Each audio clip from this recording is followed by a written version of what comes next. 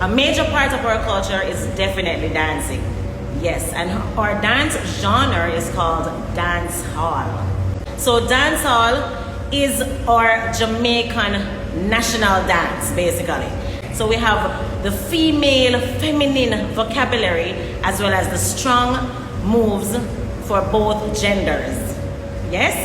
And today I will give you a taste of both aspects, but I'm going to do it in a very unique and special way. This is my concept of teaching, and it's an A to Z concept. So today I'm going to teach you dancehall from A to Z. Let's get started.